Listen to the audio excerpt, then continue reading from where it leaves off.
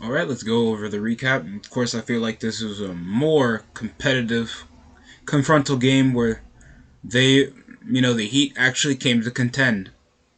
Winning and splitting over the series over a decisive 111 to 108 game, closing out and taking majority lead around the fourth quarter when the Nuggets were trailing around 11 points. When it was the first quarter, a kind of more decisive game, even though I feel like Jimmy Butler in general wasn't really that effective. Yeah, even though he was tied over second most scoring next to Bam Adebayo, that Bam Adebayo, he was hitting fadeaway Jays over from the mid range, good over around the foul line. I feel like he was uber effective over contesting Nikola Jokic, especially over splitting around the guard, knowing Jokic's limits over defensively, over the pick and roll, getting a lot of aggressive jams around the pin or finishing around the post. We still couldn't stop Nikola Jokic. Yeah, Nikola Jokic dropped 41 points. He was insane tonight. Jamal Murray, he was closed around in the first half, 10 points. More effective around the second half of the game when he was hitting mid-range Jays. They were really effective around the fast break. Uh, Aaron Gordon came around scoring 12 points. The most he had was like a backdoor cut around the baseline to hit an effective lob around the first half. Hit a wing three over from the mid corner. It was very not really effective, but you saw less rotational players. Christian Braun only with 6 points. He had a cool layup and then a great breakaway jam. Bruce Brown was getting that contested J into an and one. Michael Porter Jr. only 5 points. Jamal Murray came off that insane insane dunk around the fast break when it was over a loose ball, and then they had an incredible and one. I think it was Duncan Robinson I think it was Max Drews that got a hand on his head before he came around and hit a massive and one off a jam off the fast break that was trailing around double digits. And this is when the Nuggets were actually contesting. It was an answer 34 points. So they were trailing around 26, 25. It was an even scoring until it was just great momentum from the Miami Heat. Good scoring. Bam Adebayo had around 7 points. Jimmy Butler was trailing around the paint, hitting the baseline, hit a corner three around the latter of the second half. Max Strus, more efficient from the field, even though he didn't play around the fourth quarter. The second half was just not his night, while he was just more efficient around the first half. Gabe Vincent was the leading scorer yet again with 23 points. He was very insane, even though the personal fouls were cost effective around the paint.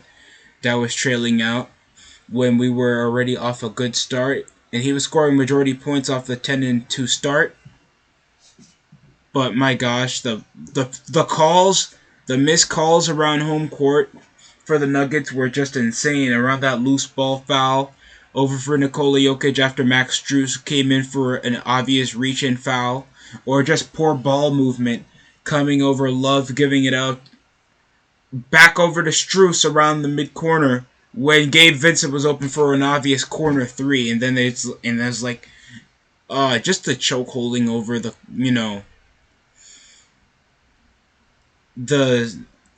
just the obvious glazing the glazing of the Miami Heat culture. And I'm not saying mistakes don't happen. The team needs to get over it and get on the next play.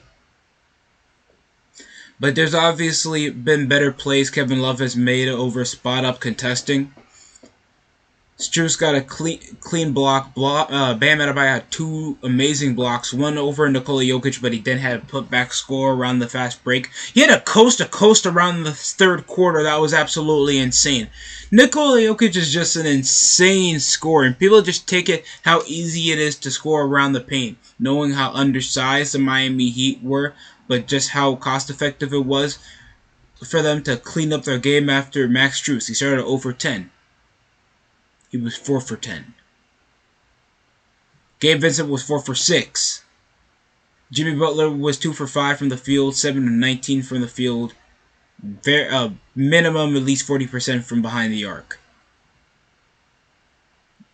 And he was just really efficient around the fourth quarter when the team needed him the most. Bam Adebayo, his defense and his size around the floor to at least cruise around and just make everybody more efficient around the field. Duncan Robinson just shot a long-range three over from the mid-corner. Insane offense.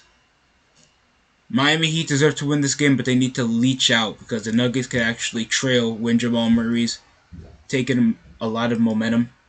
So shout out to the Nuggets. But Heat are going to be back on home court, splitting over the series, one apiece. But this could have been a must-win if Jamal Murray did not get that shot off around the fourth quarter to close out after they were trailing. And then Miami Heat took another 8-0 run around the second half. So good for the Heat, but mistakes were made. Hopefully the secondary unit for the Denver Nuggets offense could actually be more used. Michael Porter Jr. got to be more aggressive around the paint. I understand he has a good form for a guy his position, but he got to attack. Being more effective around the fast break other than Gordon being used over for the pick and roll.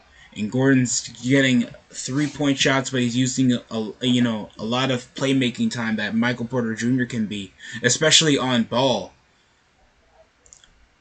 And sometimes Caleb Martin can't get a shot off, but he had some amazing putback plays.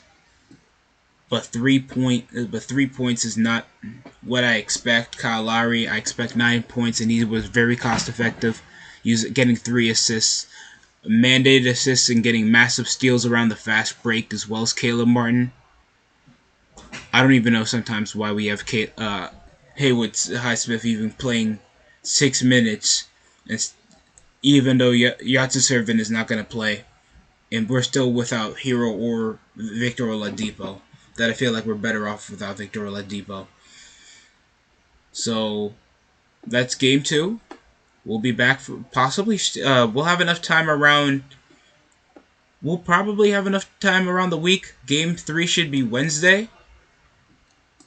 I will be able to stream, even though it's not an elimination game. Just want to get to be live once in a while. Thanks for watching the DSD Show. Like, comment, and subscribe for more. That's it for me. And thanks for watching Sidelights Productions. Oh, God.